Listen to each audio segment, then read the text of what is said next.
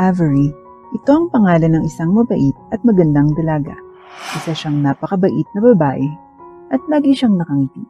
Pero sa likod ng ngiting iyon, marami siyang itinatago. Lumaki si Avery na laging nag-aaway ang kanyang mga magulang. Ang akala ng kanyang mga magulang ay hindi alam ni Avery ang katotohanan. Ngunit ang hindi nila alam ay isang gabi, matagal na panahon nang nakalipas, narinig ni Avery ang kanilang pinag-uusapan tungkol sa kung paano niloko ng kanyang ina ang kanyang ama. "Nagsinungaling ka sa akin? Kayo na ng boss mo?" Sigaw ng tatay ni Avery sa kanyang asawa. "Hindi na yata maisasalba ang relasyon natin. Ako'y humihingi ng paumanhin." Narinig ni Avery ang lahat ng ito. Inakala ng mga magulang niya na hindi alam ni Avery ang totoo. Kaya nagpatuloy sila sa pagpapanggap na normal lang ang lahat. Ngunit isang araw, hindi na nila kayang ipagpatuloy ang pagpapanggap. Nagsampa ng diborsyo ang mga magulang ni Avery. Tumakas ang ina ni Avery kasama ang bago niyang boyfriend at naiwan si Avery sa kanyang ama. Nagpapasalamat si Avery na mahal siya at inaalagaan siya ng kanyang ama, ngunit may problema sila. Bago ang diborsyo, ang ina ni Avery ay kumikita para sa pamilya na kanyang trabaho bilang sekretarya sa kumpanya. Kung saan niya nakilala ang kanyang boss, ay ipinagpalit niya sa ama ni Avery. Ngunit pagkaalis ng nanay ni Avery, walang natirang pera ang ama ni Avery dahil halos lahat ng pera niya ay ginastos para sa kanilang bahay. Nagdusa sila at halos walang makain. Ang trabaho ng ama ni Avery bilang isang tindero ng turon ay hindi gaanong mataas at halos araw-araw ay hindi sila nakakaubos ng paninda, ngunit iyon lang ang kanilang magagawa para mabuhay. Sila ay napakahirap at walang pera hanggang sa punto na si Avery ay kailangang huminto sa pag-aaral para lamang makatulong sa kanyang ama. Tutol ang ama ni Avery sa ideyang paghinto ni Avery sa pag-aaral, ngunit kinailangan niyang sumuko sa huli dahil naghihirap sila sa usapin ng pera. At ngayon, huminto na sa pag-aaral si Avery, mahigit 1 taon ang nakalilipas at nagtatrabaho siya bilang taga-benta ng turon. Araw-araw, kinukuha niya ang kalahati ng turon na niluluto ng kanyang ama at naglalakad siya sa kung saan-saan upang maibenta lamang ang kanyang paninda. "Turon kayo dyan!" sigaw ni Avery. Lumapit sa kanyang ilan sa mga tao at bumili ng turon. Ginawa ito ni Avery hanggang sa lumubog ang araw bago siya nagpasya na bumalik sa kanilang bahay. "Pa, nakauwi na ako!" sigaw ni Avery, sabay kuha ng halos sira na niyang tsinelas at itinabi. "Ah, anak, nandito ka na pala. Tara, kumain na tayo." Sabi ng ama ni Avery at ngumiti si Avery bago naglakad patungo sa mesa para kumain. Tahimik na kumain ng mag-ama hanggang sa nagsalita ang ama ni Avery. "Avery, balita ko ay may meteor shower daw mamaya. Gusto mo bang pumunta sa bubong at panoorin ito kasama ako?" Mungkahi ng ama ni Avery at ngumiti ang dalaga. "Meteor shower? Oo naman, Papa." Tuwang-tuwa na sabi ni Avery. Napangiti ang ama ni Avery nang makitang mabilis na kumakain ang kanyang anak. "Oh, hinay-hinay lang."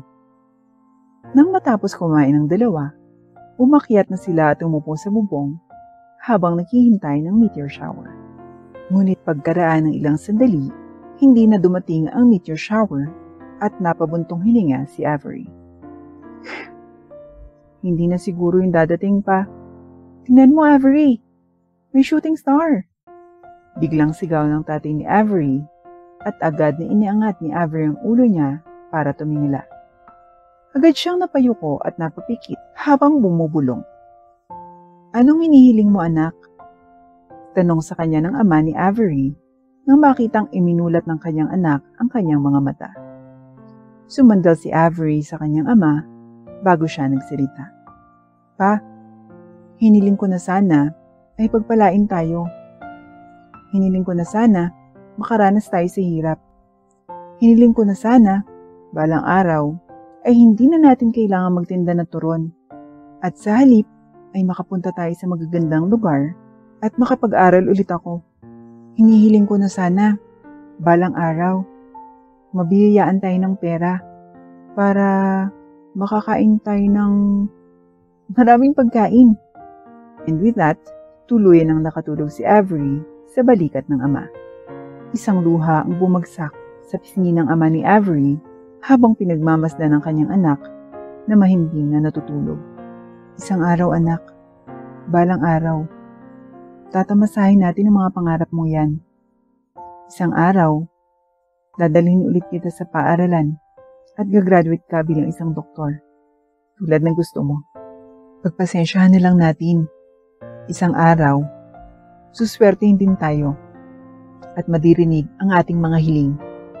Hindi talaga naniniwala ang ama ni Avery sa mga himala o wish. Ngunit handa siyang humiling para lamang sa kanyang pinakamamahal na anak. Sana matupad ang hiling ng aking anak. Sa isip ng ama ni Avery. Walang sino man ang umaasa na maririnig ang kanilang mga kahilingan. Kinabukasan, naghanda si Avery gaya ng kanyang ginagawa araw-araw. Kinuha niya ang kalahati ng turon na nasa mesa at inilagay sa loob ng isang malaki na lalagyan para maibenta niya ito. Nagpaalam si Avery sa kanyang ama bago siya lumabas para ibenta ang kanyang mga paninda. Naglakad si Avery at sumigaw, "Turon! Turon kayo dyan!" At paminsan-minsan, ang mga tao ay bumipili sa kanya hanggang umabot ang 3:00 ng hapon. Umupo si Avery sa isang bench sa park para magpahinga. Nagulat siya nang biglang may matanda na umupo malapit sa tabi niya. Walang ginagawa ang matanda at parang ito ay nakatitig sa kawalan. Kaya pinili ni Avery na huwag lang lamang pansinin ang lalaki hanggang sa magsalita ito. "Iha, ano ang iyong pangalan?" Tanong ng matanda habang nakatingin pa rin sa isang random na puno. "Pangalan ko po?" "Oo, iha." Palagi siyang sinasabihan ng ama ni Avery na huwag ibigay ang kanyang pangalan sa mga estranghero. Kaya nagpasya siyang magpakilala gamit ang kanyang palayo. "Ako po si Vivi, lolo," nakangiting sabi ni Avery sa matanda. "Ah, okay." Walang tono na sabi ng matanda habang nakatingin sa mga kung ano-anong bagay sa park. Pagkatapos, ay nagpasya si Avery na suriin ang lalagyan upang bilangin ang mga turon na naiwan. "2 na lang, mauubos din to," nakangiting sabi ni Avery. Sinabi ito ni Avery ng pabulong, pero sa hindi maipaliwanag ng kadahilanan, ay narinig pa rin ito ng matanda. "Ang alin?" tanong ng matanda. Eto po, benta kong turon. 2 na lang po ang naiwan. Gusto niyo po bang bumili?" Nakangiting tanong ni Avery sa matanda. Napatingin ang matanda sa loob ng lalagyan at napabuntong hininga. "Pasensya ka na, iha. Wala akong pera eh." Naintindihan naman ni Avery at tumango siya. Pero maya-maya ay may narinig siyang tumutunog. Pasensyahan mo na ako, iha. Gutom na kasi talaga ako kaya tumutunog yung tiyan ko," sabi ng matanda habang hawak ang kanyang tiyan. Napatingin si Avery sa pagkain sa loob ng lalagyan at pabalik sa matandang lalaki na pilit pinapakalma ang tiyan na tumutunog ng malakas. "Gusto niyo po ba ang turon? Para may makain po kayo." Nakangiting pag-aalok ni Avery. "Hindi mo ba binibenta yan?" tanong ng matanda. "Totoo nga po, binibenta ko po ang mga ito. Ngunit gusto kong kunin niyo na po." "Hindi niyo na po kailangang magbayad, lolo," sabi ni Avery, at bakas sa mukha ng matanda ang pagkagulat. "Seryoso ka ba dyan, iha?" tanong ng matandang lalaki at tumango si Avery at ngumiti. "Opo, kung ikaw ay nag-aalok, ay natutuwa akong tanggapin ito." "Salamat, iha, napakabait mo," sabi ng matanda. Ngunit bago pa maibigay ni Avery ang pagkain sa matanda, May isang ginang ang lumapit sa kanya. "Excuse me, iha, magkano yan?" Tanong ng babae habang nakatingin sa turon sa loob ng lalagyan. Sa wakas ay maibibenta na ni Avery ang kanyang huling batch ng turon. Ngunit, pasensya na po. Nauna po si Manong sa natitirang dalawa eh. Nakangiting sabi ni Avery at binigyan siya ng tingin ng ginang ng pangunawa bago siya umalis. "Bakit hindi mo ibinenta ang natitira sa ginang?" Tanong ng matanda at ngumiti lang si Avery sa kanya. "Sabi niyo po nagugutom kayo at ayoko pong magutom kayo eh." Sa pagkakataong ito, ang matanda naman ang nakangiti. "Napakabait mong bae, iha." Tinanggap naman ng matanda ang turon mula sa dalaga at kumain ito para malunasan ang kanyang gutom. "May hinihintay po ba kayo, Lo?" Tanong ni Avery sa matanda. "Oo, iha. Hinihintay ko ang aking anak. Kasama ko siya kanina. Kaso, bigla siyang nawala eh. At sinabi niya sa akin na kung sakaling mawala ako, maupo na lamang ako at maghintay at hanapin niya ako. Kaya ako nakaupo dito." Sabi ng matanda habang nakangiti. "Gusto mo bang tulungan kita, Lolo?" Alok ni Avery, ngunit mabilis siyang naputol. "Hindi na yun kakailanganin, salamat." Sabi ng boses sa likod ni Avery. Lumingon si Avery para tingnan ang isang babaeng papalapit sa direksyon nila. Nakasuot ng mamahaling damit at alahas ang babae at saka lumapit siya sa matanda. "Pa, natutuwa akong sinunod mo ang sinabi ko sa iyo tungkol sa pag-upo habang nililigaw ka." Sabi ng babae sa matanda. "Oo naman anak, maaring magdusa ako sa mga issue sa memorya, ngunit hindi ko malilimutan ang sinasabi mo sa akin ng aking anak kahit kailanman." Ngumiti ang dalaga at inilalay ng ama na makatayo. "Well then, uwi na tayo?" "Sandali, Liz." Pinigilan ng matanda ang kanyang anak at humarap siya kay Avery.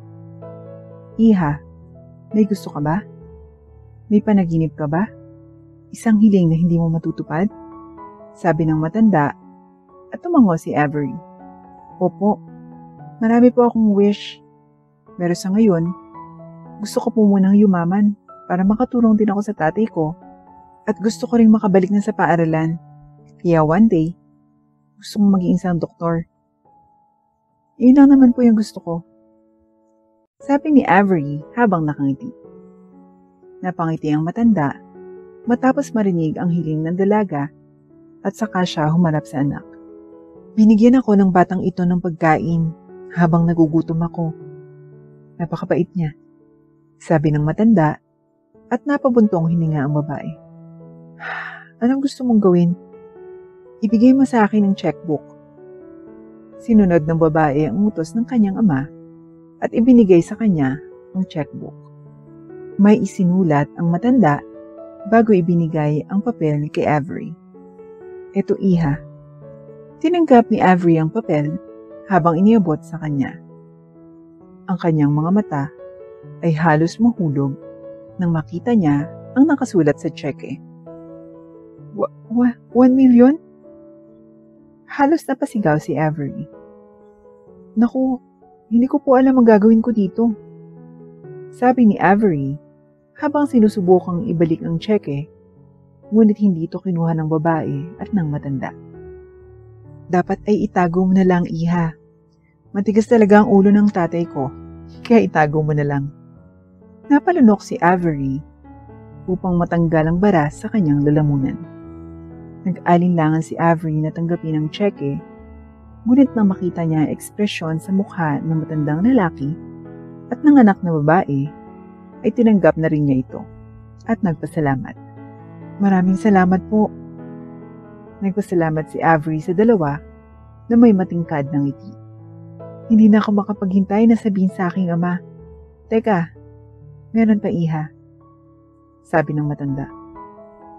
"Po, sabi mo, gusto mong pumasok sa paaralan, di ba?" Tanong ng matanda at tumango naman si Avery. Napatingin tuloy ang matanda sa kanyang anak at napabuntong hininga ang babae. I know, Papa. Hindi ka namimigay ng pera sa mga taong hindi karapat-dapat dito. Naiintindihan ko ang ibig mong sabihin, sabi ng dalaga sa ama bago siya humarap kay Avery. Gusto mo bang pumasok sa school? Tanong ng babae kay Avery at tumangon naman si Avery. Kung gayon, gusto mo bang pumunta sa aking paaralan? Ako ang may-ari ng San Roque High School. Inaalokan namin ng aking ama na pumasok sa aking paaralan.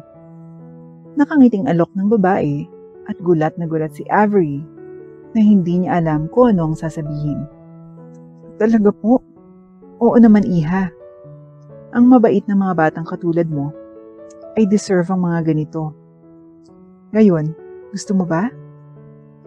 Mabilis na tumango si Avery. Opo, opo.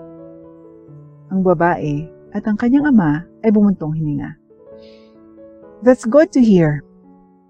Huwag kang mag-alala. Babayaran ko ang lahat. Yung uniforme mo, school supplies at tuition fee. Dahil dito, ay napaiyak si Avery at paulit-ulit na nagpasalamat sa dalawa. Matapos makuha ang kanilang mga numero, ay nagpaalam na sila sa isa't isa at muling nagpasalamat sa kanila ng walang tigil si Avery. Mistulang nakalutang sa alapaap ang pakiramdam ni Avery habang tumatakbo pa uwi sa kanilang bahay. Tumakbo siya ng napakabilis, kaya hindi niya sinasadyang nauntog ang ulo niya sa pinto nang dumating siya. Papa, may good news ako! Sigaw ni Avery at tinawag ang atensyon ng kanyang ama at pagkatapos ay sinabi niya sa kanyang ama ang lahat. Noong una ay hindi siya naniniwala kay Avery, pero nang makita niya ang tseke sa wakas, ay naniwala na siya. Natutuwa ako para sa iyo, anak. At pagkatapos noon, sa wakas ay nagbago na ang kanilang buhay. Makalipas ang ilang taon, kinakabahang tinitingnan ni Avery ang sarili sa salamin.